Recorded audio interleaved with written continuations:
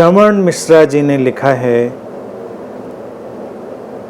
अपने अंदर ही प्रश्न है, अंदर ही उत्तर, अंदर ही सब कुछ, फिर बाहर खोज क्यों?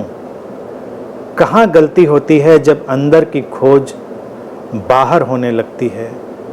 किस बिंदु को पकड़ें कि प्रश्न उठते ही वहीं उत्तर मिल जाए? कृपया मार्गदर्शन करें।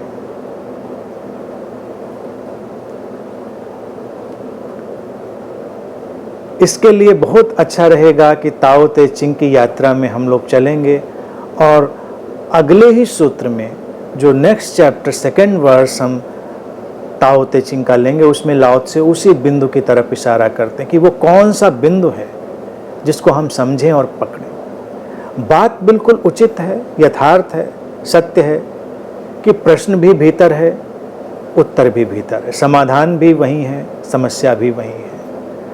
लेकिन क्या चूकता है कि हम वो भीतर नहीं देखकर बाहर दौड़ते हैं? तो पहली चूक तो यही है कि साधक के अंतर मन में एक बड़ा विभाजन प्रारंभ से पैदा कर दिया जाता है कि कुछ भीतर है और कुछ बाहर है।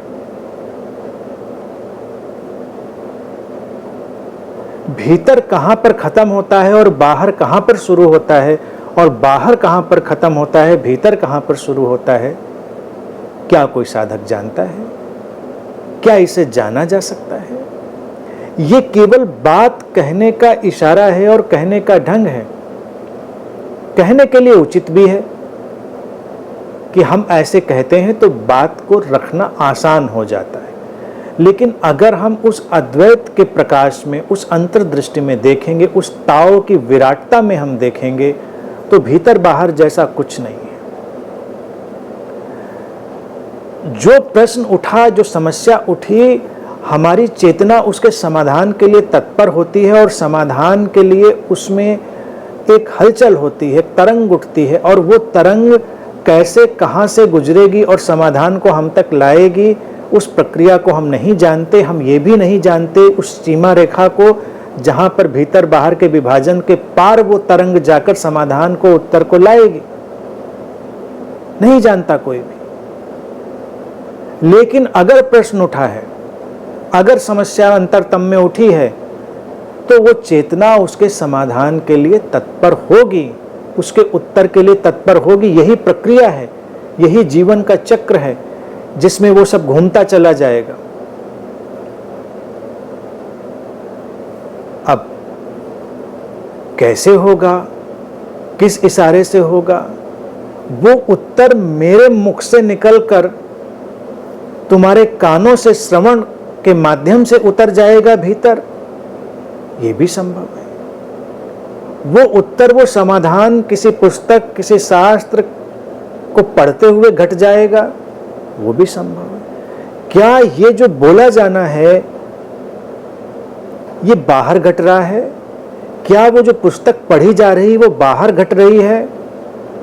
ये हमारे दृष्टिकोण की बात है, हमारे नजरिए की बात है, हमारा ही एक्सटेंशन है, हमारा ही विस्तार है सब कुछ। इसीलिए मैंने इस बात को कितनी बार दोहराया है कि गुरु शिष्य का विस्तार है, गुरु अलग की घटना नहीं है।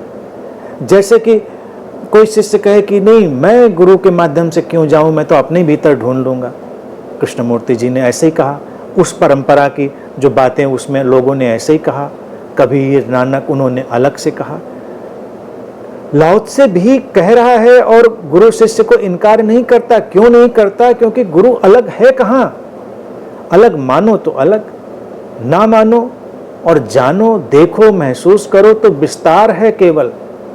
ये प्रश्न उठा था एक शरीर मन में, तो दूसरे शरीर मन में उत्तर की तरंग पैदा हुई, और व्याप्त तो एक ही चेतना थी, शरीर मन तो बीच में रचे गए।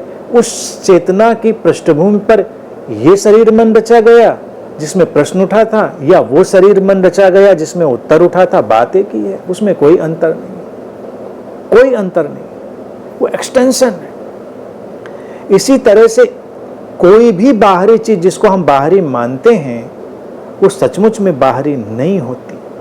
तो कभी कभी कोई साधक एक ऐसे भ्रम का शिकार हो जाता है जब उसको लगता है कि हम उत्तर का, समाधान का अपने भीतर ढूंढेंगे, तो आंख बंद करके बैठता है और कहीं भीतर ढूंढता है। अब जैसे भीतर कोई तहखाना है, जैसे भीतर कोई कुआं है, जैसे भीतर कोई स्टोर रूम है जहां से मिल जाएगा। इस भ्रम का शिकार साधक सदियों सदियों से रहा है और उसी भ्रम के शिकार में ये बात पैदा होती है कि नहीं, बाहर नहीं ढूंढेंगे। फिर वो कहता है कि हम किसी से पूछेंगे नहीं, कहीं देखेंगे नहीं, कहीं हम कुछ नहीं। यहां तक कि बड़े से बड़ा गुरु भी जब ये बात कहकर जाता है तो थोड़ी सी भूल कर जाता है कि बाहर कुछ था ही नहीं तो किस बाहर को मना कर रहे थे। प्रश्न उठा था और अचानक तुम अपनी खिड़की पर आए, तुमने खिड़की के पट खोले, आसमान में झांका, कोई शाख हिली, कोई परिंदा उड़ा, कोई बादल हटा, कुछ एकदम से कौंधा तुम्हारे भीतर, कुछ कौंधा, अचानक कोई समाधान घट गया, या कोई उलझन थी, गुत्थी थी, तुमने देखा किसी को मुस्कुराते हुए, तुमने कुछ भी, या यहाँ तक कि तुमने टेलीविजन भी खोला, उसमें कोई समाचार चल रहा था, या अचानक तुमने कोई पुस्तक उठाई, उसका कोई पन्ना खोला, उसमें कोई भी वाक्य लिखा था, उसने तुम्हें इशारा किया, उसने तुम्हें मार्ग दिखाया। तो ये बाहर से नहीं आया, ये उसी स्रोत से आया। उस स्रोत में न बाहर है न भीतर है। मूल बात पर साधक को आना है, स्रोत से ही आएगा, उसी स्रोत में समस्या है, उसी में समाधान है, उसी में प्रश्न है और उत्तर है। हमारा अंतर जैसा कुछ नहीं, हमारा बाहर जैसा कुछ नहीं। इवन जब कृष्णमूर्ति जी इस बात को कहते, उन्होंने हालांकि समझाया है, लेकिन सुनने वालों ने ऐसे ही सुना कि जैसे हमको सब कुछ छोड़कर अपने भीतर कहीं कुछ ढूंढना, अपने आप ढूंढना है। अपने आप ढूंढना है तो अपना आप क्या होता है? किसी सीकर को कभी देखना चाहिए, अपना आप क्या होता है? कहेंगे नहीं, मैं किसी के साथ नहीं चलूंगा, मैं अकेले चलूंगा। तो क्या अकेले जैसी कोई घटना होती है अस्तित्व में? अस्तित्व में तो अकेले जैसा कुछ होता ही नहीं। सब अंतर संबंधित, अंतर्गुम्फित, इंटरवोवेन, इंटरकनेक्टेड है। मूल बात है, एक ही स्रोत है, अनेक अनेक रूपों में प्रकट हुआ है, अनेक अनेक ढंग से वो उत्तर लाएगा, समाधान लाएगा। तो टेक इट इजी। ये कितना रिलैक्सिंग है, कितना आनंददायक है और कितना हमको आस्थावान बनाने वाला है। तो एक साधक के लिए इस ढंग से देखना ही उचित है। अपना अंदर जैसा, अकेले ढूंढने जैसा, भीतर जैसा कुछ नहीं होता। एक ही है, वही सब लाएगा, उसी में सब उठेगा।